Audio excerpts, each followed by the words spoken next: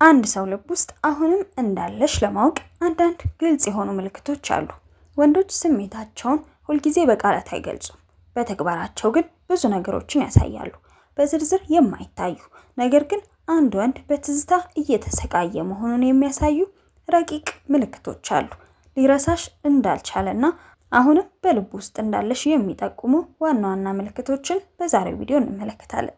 ለቻናላችን አዲስ ከሆናችሁ ሰብስክራይብ ማድረግ እንዳትረሱ። ቪዲዮ እንደምትወዱት ስለማልጠራጠር ላይክ በማድረግ ጀምሩ። ወደ ቪዲዮ። አንደኛ፣ ቀጥተኛ ያልሆኑ ግንኙነቶች ምክንያት መፈለግ። በጣም ቀላል ለሆኑ ወይንም ትርጉም ለሌላቸው ነገሮች መልእክት ይልካል። ለምሳሌ ያን ያየነው ፊልም ርዕሱ ምን ነበር? ወይንም የሆነ ዕቃ ጠፍቶኛል አንቺ ጋር ትቼው ይሆን የሚሉ አይነት ጥያቄዎችን ይጠይቅሻል። የድሮ ትዝታዎችን ማንሳት። ይህንን ስመለከት አንቺ ትዝ አልሽኝ የሚሉ መልእክቶችን መላክ አሁንም በሀሳብ ውስጥ እንዳለሽ ትልቅ ማሳያ ነው። ሁለተኛ፣ የማህበራዊ ሚዲያ እንቅስቃሴ ቀዳሚ ተመልካች መሆን። የምትለጥፊያቸውን ታሪኮች ወይንም ስቶሪ በፍጥነት የሚያይ ከሆነና የቆዩ ፎቶዎችሽም ላይም ድንገት ላይክ ካደረገ ገጽሽን በየቀኑ እንደሚጎበኝ ያስታውቅበታል። ስሜት ገላጭ መልእክቶችን መላክ። በማህበራዊ ሚዲያ ገጾቹ ላይ የሀዘን ወይንም ትዝታን የሚቀሰቅሱ ጥቅሶችና ዘፈኖችን በተደጋጋሚ የሚለጥፍ ከሆነ ስሜቱን እየገለጸ ሊሆን ይችላል። ሶስተኛ፣ በጓደኞች በኩል የሚመጡ ወሬዎች ስላንቺ መጠየቅ። የጋራ ጓደኞቻችሁን ስለ ደህንነትሽ፣ ስለምታደርጊው ነገር ወይንም አዲስ ሰው ጋር መጀመር አለመጀመርሽን ደጋግሞ ሊጠይቅ ይችላል። ይህ ከሆነ ይከታተልሻል ማለት ነው። ከቤተሰቦች ጋር መገናኘት። ከአንቺ ጋር ባትነጋገሩም እንኳን ከወንድምሽ ወይንም ከቅርብ ዘመዶች ጋር ያለው ግንኙነት ካልተቋረጠና አሁንም ሰላምታ የሚልክልሽ ከሆነ ከአንቺ ጋር ያለውን ገመድ ሙሉ በሙሉ ለመበጠስ ፍላጎት የለውም ማለት ነው። ስለሱ እንድትሰሚ ማድረግ። ለጋራ ጓደኞቻችሁ የሱን ስኬት ወይንም ያለበትን ሁኔታ በዝርዝር ይነግራቸዋል። ይህንን የሚያደርገው ወሬው ተመልሶ አንቺ ጋር እንደሚደርስ ስለሚያውቅ ነው። አራተኛ፣ አጋጣሚ የሚመስሉ ግንኙነቶች። የተሳሳተ ጥሪ ወይንም መልእክት። በስተት ነው የደወልኩት ወይንም ለሌላ ሰው የላኩት መልእክት አንቺ ጋር መጥቷል የሚሉ ሰበቦችን በመደርደር ይህ ብዙ ጊዜ ድምጽሽን ለመስማት ወይንም ንግግር ለመጀመር የሚደረግ ስልት ነው። የአንቺን ምርጫዎች መከታተል። አንቺ የምትወጂውን አይነት ዘፈን ማዳመጥ መጀመሩን ወይንም አንቺ የምትወጂውን አይነት አለባበስ መልበስ መጀመሩን ካየሽ አሁንም በአንቺ ተጽዕኖ ስር መሆኑን ያሳይሻል። መገናኘት በሚቻልባቸው ቦታዎች ላይ መገኘት። አንቺ እንደምትገኝ በሚያውቅባቸው ቦታዎች ላይ እሱም በተደጋጋሚ የሚገኝ ከሆነ በአጋጣሚ ሳይሆን ሆን ብሎ ላይሽ ስለፈለገ ሊሆን ይችላል። አምስተኛ፣ ንብረቶችሽን አለመመለስ ወይንም ደግሞ የእሱን ንብረቶች ወደ ራሱ መልሶ አለመውሰድ። ያንቺ የሆኑ እቃዎችን ለረጅም ጊዜ አስቀምጦ ካልመለሰልሽ እነዚያ እቃዎች አንቺን ለማስታወስ እንደ ድልድይ እየተጠቀመባቸው ሊሆን ይችላል።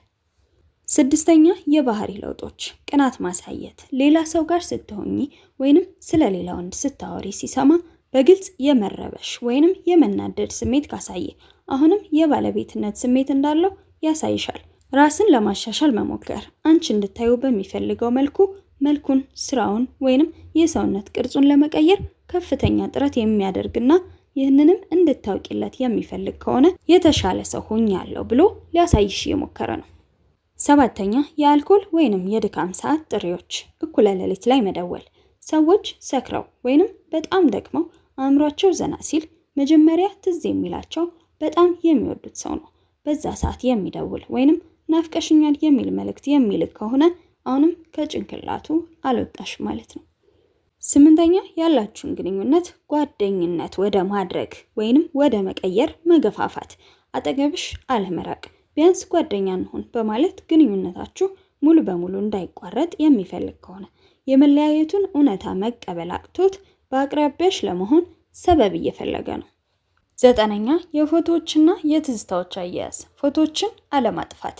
በማህበራዊ ሚዲያ ላይ ያላችሁን ፎቶዎች እስካሁንም ድረስ ካላጠፋ መለያየታችሁን ገና አላመነበትም ማለት ነው። የተሰጡትን ስጦታዎች አሁንም ድረስ መጠቀም። የገዛሽለትን ልብስ ወይንም ሰዓት አሁንም ድረስ አዘውትሮ የሚጠቀም ከሆነ ላንቺ ያለውን ክብርና ናፍቆት ያሳያል። አስረኛ፣ ካንቺ ጋር ያለውን ግጭት መቀጠል፣ መከራከር ወይንም ማውቀስ።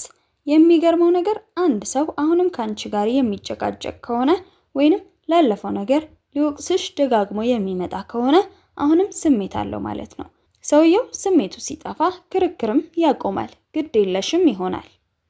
11ኛ የመከላከያ ወይንም ፕሮቴክቲቭ ባህሪ፣ ስላንቺ መቆርቆር። ችግር ውስጥ መሆንሽን ከሰማ ወዲያውኑ እርዳታ ለማቅረብ የሚሮጥ ከሆነ ምንም እንኳን ብትለያዩም አሁንም ላንቺ ያለውን ጥልቅ ስሜትና ኃላፊነት አልቀነሰም ማለት ነው።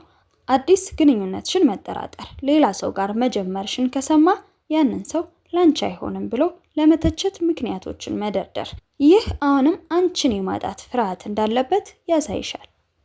12ኛ በዝምታ ውስጥ የሚታይ ስሜት፣ ረጅም እይታ። በአጋጣሚ ስትገናኙ አይኑን ካንቺ ላይ ማንሳት ካልቻለ ወይንም አይን ላይን ስትጋጩ በፍጥነት አይኑን ካሸሸ ውስጡ ገና አልረሳሽም ድሮም የምትወጂውን ነገር ማድረግ። ለምሳሌ አንቺ ጺም ሲኖረ ደስ ይለኛል ትዩ ከነበርና አሁን ጺሙን ማሳደግ ከጀመረ ሳያውቀው አንቺን ለማስደሰት እየሞከረ ነው።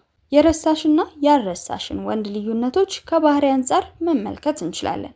መለያየት፣ የረሳሽ ወንድ ስለ ሁኔታው ማውራት አይፈልግም። ያልረሳሽ ከሆነ ግን ስለ ምክንያቱ ደጋግሞ ማውራት ይፈልጋል።